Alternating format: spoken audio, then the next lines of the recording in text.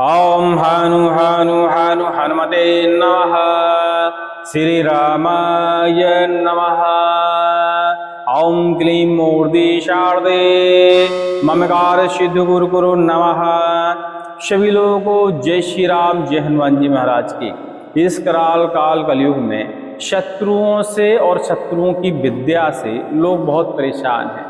Comment के माध्यम से, टेलीग्राम के माध्यम से, व्हाट्सएप के माध्यम से, कॉल के माध्यम से पता चलता है कि हर व्यक्ति चाहता है कि हमारा जो शत्रु है उसकी विद्या खत्म हो जाए, शत्रु का समन हो जाए, शत्रु का सर्वनाश हो जाए। आज हम आपको एक जड़ी के बारे में बताने वाले हैं जो सत्यानाशी कहलाती है। सत्यानाशी के अनेकानेक प्रकार के प्रयोग हैं। शत्रुनाश में भी इस बूटी का प्रयोग किया जाता है। विद्या के समन में भी इस बूटी का प्रयोग किया जाता है। इसके अलावा शत्रु को उच्चाटन में भी इस बूटी का प्रयोग किया जाता है। और शरीर के रोगों को शमन करने के लिए, शरीर के समस्त प्रकार के रोगों का सत्यानाश करने के लिए भी सत्यानाशी का प्रयोग किया जाता है। वैसे तो सत्यानाशी बूटी औषधीय प्रयोगों में विशेष मानी जाती है, पुष्टि वर्धक औषधि होती है, रोगों का शमन करने वाली औषधि मानी जाती है और इसका बहुतायत प्रयोग होता है रोगों के उपचार में। लेकिन तंत्र में इसका बहुत ज़्यादा प्रयोग है। तंत्र में इतना ज़्यादा प्रयोग है कि हर तांत्रिक इसके बारे में जानता ही जानता है कि सत्यानाशी से हम किसी का भी सर्वनाश कर सकते हैं। आज हम भी इस वीडियो में सत्यानाशी के जरिए शत्रु की विद्या को कैसे समन करें, शत्रु का सर्वनाश कैसे करें, वह विधि आपको बताने वाले हैं। जड़ी का प्रयोग करने में कुछ विशेषताएं होती है। मंत्र का जब हम प्रयोग करते हैं किसी व्यक्ति के ऊपर तो मंत्र को हमको सिद्ध करना पड़ता है, लंबे समय तक जाप करना पड़ता है, लंबा विधि विधान करना पड़ता है, तब जाके मंत्र प्रभावशील होते हैं। और मंत्र को सिद्ध करने के लिए हमें लंबे समय तक एक ही आसन पर बैठना पड़ता है, तब जाके मंत्र सिद्ध होता है। लेकिन जड़ी में ऐसा कुछ नहीं है। जड़ी का नियम है सही मुहूर्त में जड़ी को आप लाइए, सही विधि विधान से उसका विधान करिए। छोटा सा इनका मंत्र होता है जिससे ये जड़ियाँ कार्यशील हो जाती हैं और उस छोटे से मंत्र को सिद्ध भी आपको नहीं करना पड़ेगा, बस कुछ समय उसका पाठन करना पड़ेगा, थोड़ा सा 5 मिनट 10 मिनट, और जड़ी आपकी एक्टिव हो जाएगी, शत्रु का सर्वनाश कर देगी। सत्यानाशी जो नहीं पहचानते हैं लोग, वैसे तो पूरे भारतवर्ष में खरपतवार के रूप में यह उगती है। लेकिन चित्र आपको दिख रहे होंगे, इस चित्र में देखिए, आपके घर के पास ही होती है, आपकी बाड़ी में होती है, आप जहाँ कचरा फेंकते हैं वहाँ भी उगती है। खराब जमीन में जहाँ पानी कम होता है, मिट्टी लावारिस पड़ी होती है, कोई जाता नहीं है, ऐसी जगह में यह जड़ी आम रूप से मिल जाती है। लेकिन विशेष औषधीय गुण वाली जड़ी है। इस जड़ी का यदि हम कुछ विशेष रोग जैसे गठिया बात है, गठिया की समस्या जिन लोगों को होती है उनको प्रयोग करें। जिनके अंदर वीर्य की कमी होती है, शरीर क्षीण होता है, कमजोर होता है, ऐसे व्यक्ति को भी इस जड़ी का प्रयोग किया जाता है। जिनका आत्मबल कमजोर होता है, मतलब शरीर अंदर से कमजोर होता है, इम्यूनिटी जिनकी कमजोर होती है, ऐसे व्यक्तियों को भी इस जड़ी का प्रयोग बताया जाता है। यदि वो इस जड़ी का प्रयोग करते हैं तो उनके शरीर की क्षीणता जो है ठीक हो जाती है, शरीर तंदुरुस्त हो जाता है और शरीर तीव्र गति से कार्यशील हो जाता है।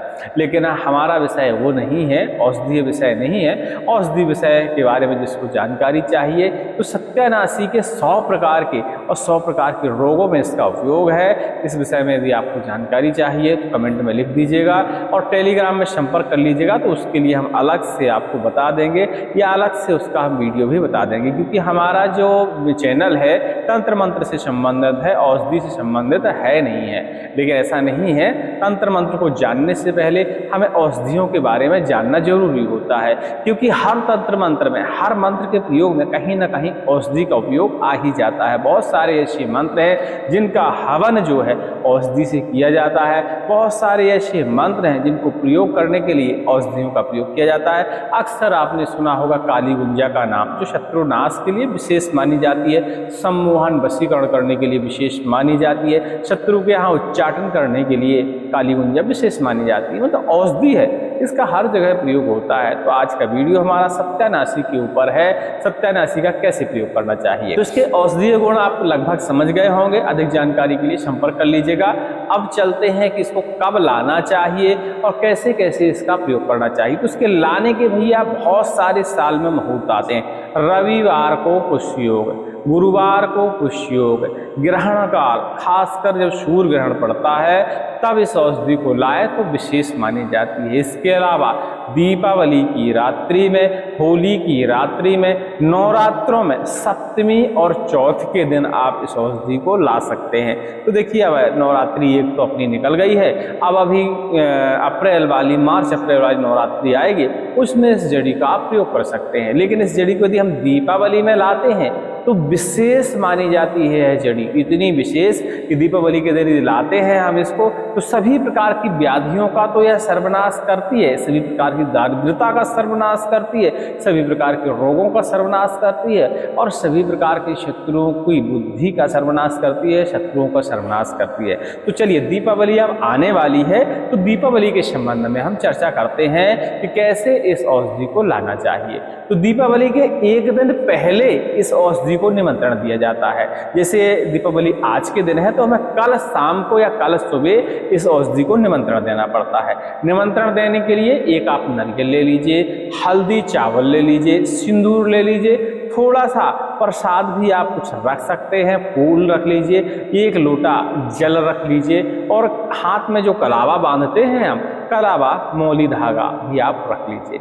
वृक्ष का चुनाव कर लीजिए। जब आप निमंत्रण देने जाएं तो आपको ध्यान देना है कि निमंत्रण देते समय कोई व्यक्ति आपके आसपास नहीं होना चाहिए, आप पूर्णतया अकेले हो और निमंत्रण देते समय कोई व्यक्ति आपको देखे भी ना, इस चीज का आपको ध्यान देना है। पौधे की जड़ में बढ़िया से सर्वप्रथम जल अर्पण करिए, उसका हल्दी चावल से टीका करिए, इसके बाद सिंदूर से आप तिलक कर दीजिए, इत्र हो तो इत्र से अर्पण कर दीजिए और इसके बाद उसकी कलाई में यानी उसकी डाल में या उसके तने में आप मौली धागा बांधते हुए उससे निवेदन करिए, हे औषधि, हे धन्वंतरी की बूटी, हम अपने कार्य को सिद्ध करने हेतु आपको निमंत्रण देने के लिए आए हैं और जब हम लेने के लिए आपको आए उस समय तक अपने अंदर इतनी ऊर्जा, इतनी शक्ति, इतनी सिद्धि आप भर लें ताकि मेरा कार्य संपन्न हो सके।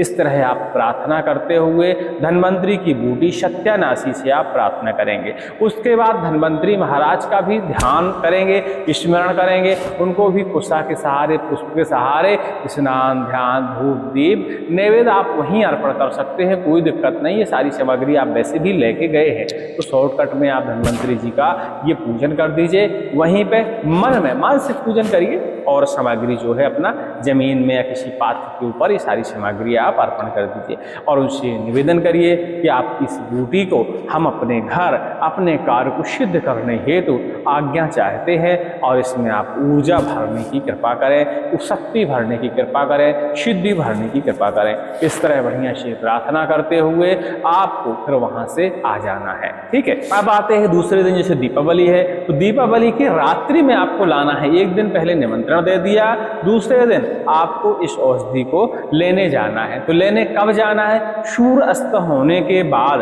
अंधेला होने के बाद, जब प्रकाश ना हो यानी 7 बजे के बाद आपको इस औषधि को लेने जाना है। लाते समय आपको कुछ सावधानियां रखनी है। जैसे किसी औषधि में यदि सिद्धि आ जाती है और उस औषधि का आप दुरुपयोग करने वाले हैं तो वह औषधि अपना स्वरूप बदलती है। कई लोगों को नाग के रूप में वह मिलती है, कई लोगों को बिच्छू के रूप में मिलती है, कई लोगों को पिशाच के रूप में मिलती है और कई लोगों को अलग अलग प्रकार के लक्षणों का आभास होता है।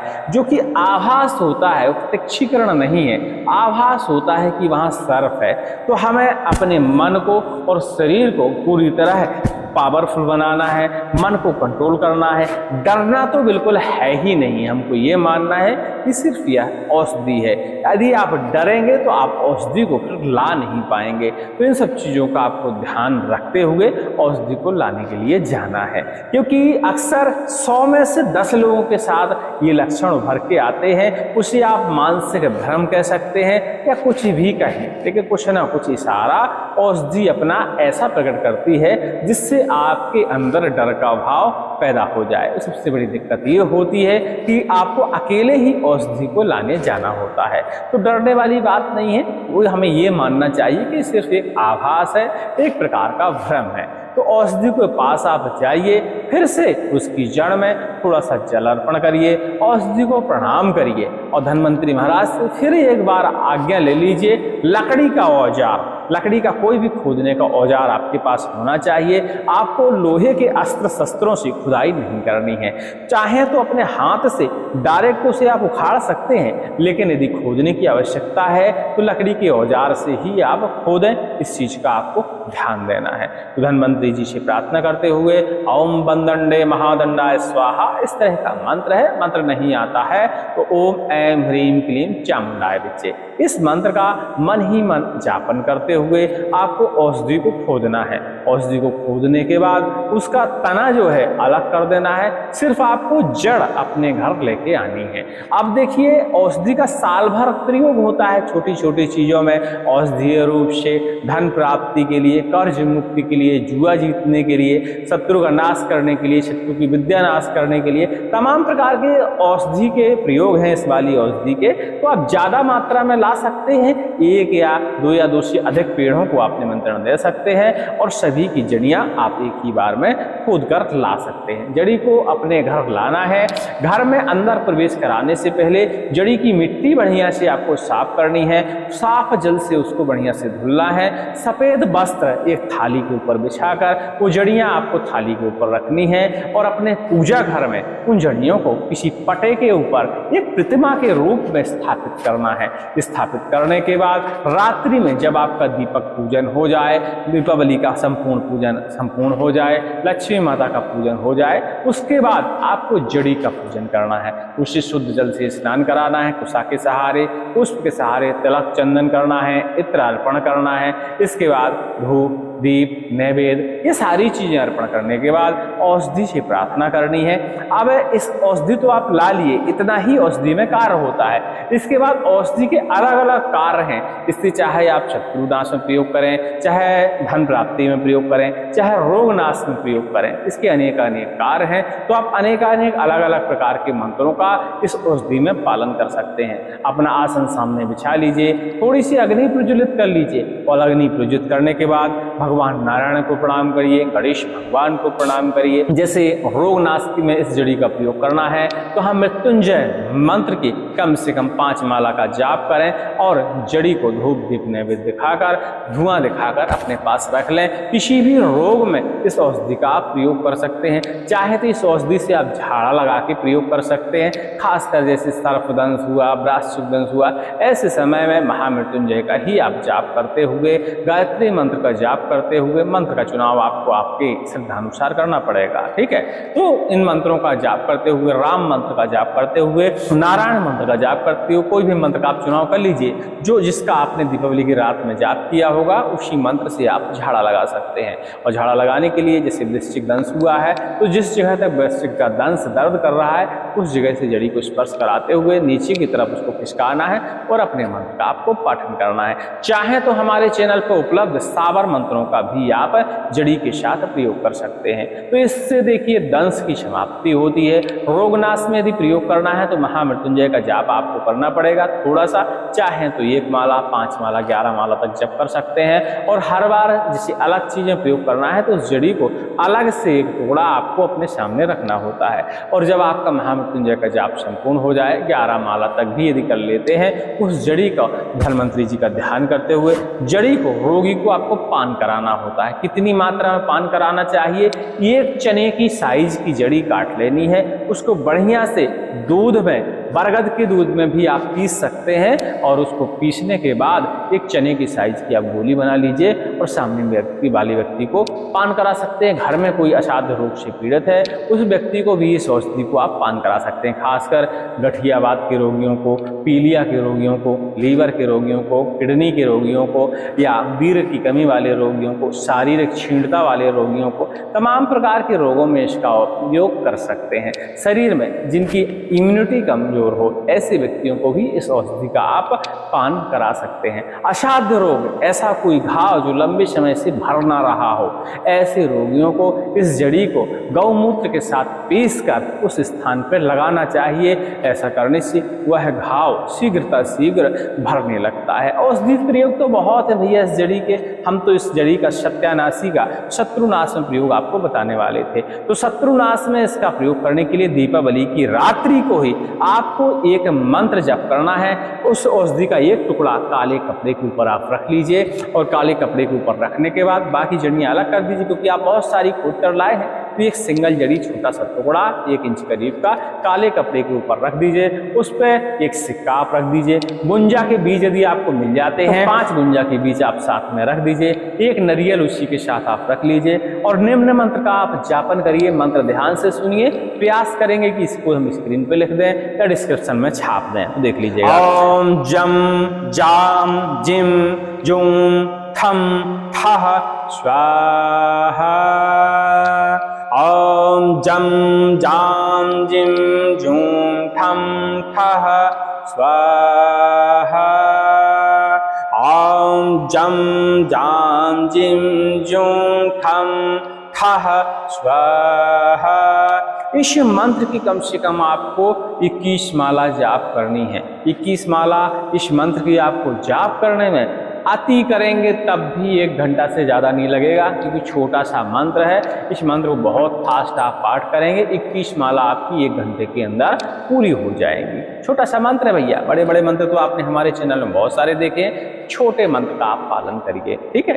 तो इस छोटे से मंत्र की आप 21 माला जाप करनी है और 1 माला सीधा सीधा आपको होम लगाना है। जड़ी को होम का धुआं आपको दिखाना है और जड़ी से प्रार्थना करनी है कि मेरे शत्रु का उच्चाटन हो जाए, मेरे शत्रु का सर्वनाश हो जाए, मेरे शत्रु की विद्या समाप्त हो जाए, ठीक है। इस तरह प्रार्थना करते हुए जड़ी को आपको निकाल के वाला कर लेना है। अब जैसे शत्रु का आप क्या नुकसान करना चाहते हैं, किस विषय में उस जड़ी का प्रयोग करना चाहते हैं, उस तरह आपको प्रयोग करना है। यदि आप जड़ी के द्वारा शत्रु का नुकसान चाहते हैं तो जड़ी को काले कपड़े में, उसके साथ गुंजा के बीज भी हैं, सारी सामग्री को एक कोठरी में बांधकर शत्रु के घर में आप उसे रखवा सकते हैं। शत्रु के दरवाजे से 1 फीट बाहर इस औषधि को जमीन में गड़ा सकते हैं। इसके तमाम प्रकार के प्रयोग हैं, आप चाहे जैसा प्रयोग कर सकते हैं। शत्रु उस जड़ी के ऊपर जैसे ही नजर पड़ेगी, इस सामग्री के ऊपर जैसे शत्रु की नजर पड़ेगी, उसी क्षण उसका उच्चाटन हो जाएगा, उसका सर्वनाश होना उसी क्षण से शुरू हो जाएगा। और ऐसा नहीं कि शत्रु ने खाली, जिसको आप शत्रु मानते हैं, उसी ने देखा उसी भर को नुकसान होगा, उसके ब्लड से संबंधित जितने लोग उस घर में रहते होंगे, हर व्यक्ति की क्षति होना उसी क्षण से शुरू हो जाती है, प्रमाणिक है। और बहुत सारे लोग मंडला क्षेत्र में, झाबुआ क्षेत्र में, बालाघाट क्षेत्र में, मध्य प्रदेश में, बुंदेलखंड में इस प्रयोग को करते हैं दूसरे को क्षति पहुंचाने के लिए, ठीक है। तो ये हो गया भैया इसका पहला प्रयोग। अब वास्तविकता में आप किसी शत्रु को पागल ही करना चाहते हैं, उसकी विद्या को हरण करना चाहते हैं, तो इस औषधि का इसी मंत्र के द्वारा दूसरा प्रयोग है। कैसे करना चाहिए? इस औषधि के सामने बैठकर इसी मंत्र का आपको पाठन करना है। तो एक बार ही आपको करना है, तो आप कर चुके हैं दीपावली की रात्रि में। तो छोटा सा टुकड़ा इस औषधि का आप ले लीजिए, उसको बढ़िया से पीस लीजिए, जल के सहारे पीस लीजिए, इस दूध के सहारे पीस लीजिए और पीसने के बाद उसमें एक काली गुंजा का बीज भी मिला दीजिए, साथ में उसको भी आप पीस डालिए। अब चाहे तो उसको कैसे भी प्रयोग करें, किसी ना किसी तरह शत्रु को आपको इसको पान कराना पड़ता है। जैसे ही शत्रु को आप पान कराएंगे, मिठाई में दे सकते हैं, जल में दे सकते हैं, चाय में डाल के दे सकते हैं, खाना के साथ दे सकते हैं, कैसे भी पान के साथ दे सकते हैं, वो आपके ऊपर निर्भर करता है भैया, आपकी व्यवस्थाएं हैं, कैसे आपको पान कराना चाहिए वैसे ही आप उसे पान करा दीजिए। जैसे ही शत्रु उसको पान करेगा उसी क्षण उसकी बुद्धि क्षीण हो जाएगी, सोचने समझने की क्षमता खत्म हो जाएगी, हर कार्य वह उल्टे करेगा, उसे लगेगा कि मेरी बुद्धि का भयंकर बंधन हो गया। लेकिन दिक्कत ये होती है कि औषधियों के द्वारा जब हम किसी की बुद्धि क्षीण करते हैं तो किसी भी चौरा चौकी में किसी भी तांत्रिक उस चीज को पता नहीं लगा पाता कि किस कारण इसकी बुद्धि क्षीण हो गई है, और धीरे धीरे शत्रु का समन हो जाता है। जो भी विद्या वो जानता हो, जो भी जीवन में उसने पढ़ा हो, जो भी ज्ञान हासिल किया हो, वो सारी चीजें उसकी नष्ट हो जाती हैं। और जब ज्ञान नष्ट हो जाता है, विद्या नष्ट हो जाती है, तो शत्रु पागल हो जाता है। भगवान का स्मरण भी वो करने जाएगा तो गलत तरीके से करने जाएगा, तो जिसके कारण उसे हानि ही हानि होगी और बुद्धि तो उसकी कार्य ही नहीं करेगी। तो इस तरह इस जड़ी के उपयोग माने जाते हैं। अब देखिए, वीडियो तो आपने समझ लिया, विधि भी समझ ली, सब कुछ समझ लिया।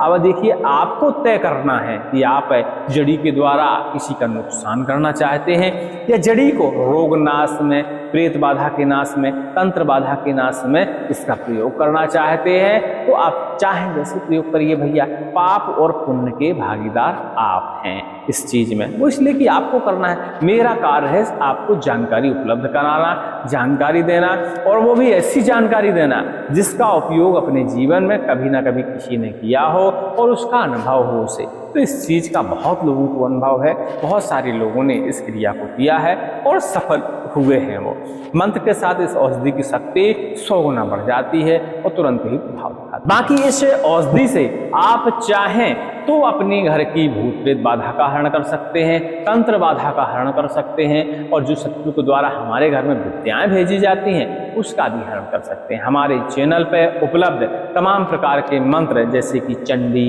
वक्र मंत्र, चंडी बंधन मंत्र, चंडी बंधन खोल मंत्र, नारसिंह कवच मंत्र, नारसिंह बंधन खोल मंत्र, 84 बंधन खोल मंत्र, तमाम प्रकार के मंत्र हैं, कंकाली उग्र बंधन काट मंत्र, ऐसे मंत्र हमारे चैनल पर उपलब्ध हैं। हनुमान जी विद्यानाशक मंत्र, ऐसे मंत्रों का इस जड़ी के साथ प्रयोग करते हुए और इस जड़ी को 7 नदियों के जल में स्नान कराते हुए उस जल का अपने घर में यदि आप छिड़काव कर देते हैं तो आपके घर के ऊपर किसी भी प्रकार का बंधन हो, किसी भी प्रकार की पर विद्या हो, उस विद्या का उसी क्षण समन हो जाता है। भूत प्रेत व्याधि से पीड़ित होने पर नारसिंह कवच मंत्र का पाठन करते हुए इस औषधि को आप कवच में अपने धारण कर सकते हैं, ताबीज के रूप में धारण कर सकते हैं। बुरी शक्तियां आपके पास नहीं आ पाएंगी। जैसे ही कोई बुरी शक्ति आपके पास आने का प्रयास करेगी उसका उसी क्षण सर्वनाश हो जाएगा, जलकर वह शक्ति भस्म हो जाएगी। ठीक है, इस औषधि का भूत प्रेत बाधा को हटाने में भी आप प्रयोग कर सकते हैं। नरसिंह महाराज के बहुत सारे मंत्र हैं हमारे चैनल पे,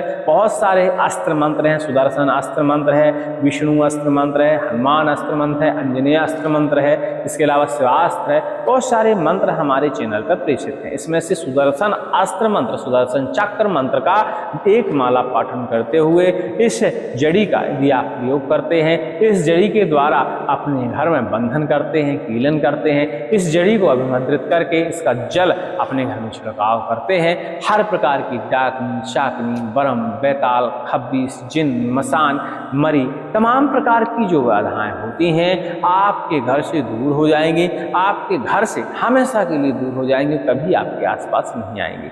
जो सत्यानाशी के बारे में नहीं जानते, पीछे हमने चित्र दिखाया हुआ है, चित्र देखकर जड़ी की पहचान करें और दीपावली में इस औषधि को अपने घर जरूर लाएं। इसके अलावा इस औषधि का लक्ष्मी माता के मंत्र के साथ यदि आप जाप करते हैं, लक्ष्मी अपने सामने पटे पर रख लीजिए, जड़ी का स्नान, ध्यान, धूप, दीप, नैवेद्य, पूजा अर्पण करने के बाद, लाल कपड़े के ऊपर इसे बिठाने के बाद, स्थापित करने के बाद, लक्ष्मी माता के बहुत सारे मंत्र हैं, कोई भी बीज मंत्र माता लक्ष्मी की 11 माला जप करने के बाद, इस औषधि के साथ एक चांदी का सिक्का रखने के बाद, इसे अपने धन संचय करने वाले स्थान में आप रखते हैं तो वहां से दारिद्रता हमेशा के लिए दूर होती है, नकारात्मक ऊर्जा दूर होती है, ग्रह बाधा का नाश हो जाता है और धन आगमन का रास्ता खुल जाता है। और जब आगमन का रास्ता खुल जाएगा भैया तो स्वभाव है कि आपको कर्ज से भी मुक्ति मिलेगी और घर में धन बरकरार रहेगा, संयोग ऐसे बनते रहेंगे कि धन आपके यहाँ आता ही रहेगा। एक औषधि और 100 प्रकार के तांत्रिक प्रयोग इस औषधि के जरिए होते हैं। आपके ऊपर निर्भर करता है कि आपको कौन सा प्रयोग आसान लगता है और क्या आपकी उपयोगिता है, इससे क्या आप हेतु समझते हैं, क्या इसका उपयोग करना चाहते हैं, वो आपको उपयोग करना है। जानकारी से संतुष्ट हो भैया, चैनल को सब्सक्राइब करें या ना करें, वीडियो को लाइक जरूर कर दीजिएगा, कमेंट में जय श्री राम जरूर लिखिएगा। और जिस व्यक्ति को हमारे मंत्रों से, हमारी औषधियों से यदि किसी प्रकार का फायदा 1% भी हुआ है तो भैया नीचे कमेंट में उससे तो आग्रह है कि जय श्री राम जरूर लिख दीजिएगा। सभी को जय श्री राम, जय हनुमान जी महाराज जी। अधिक जानकारी के लिए टेलीग्राम में भैया संपर्क कर लीजिएगा, जहां हमारा नंबर आपको उपलब्ध हो जाएगा, समय उसमें दिया होगा कि हमारा वर्तमान समय बात करने का क्या चल रहा है, उस समय देखकर ही आप कॉल करेंगे तो बात हो जाएगी। जय श्री राम।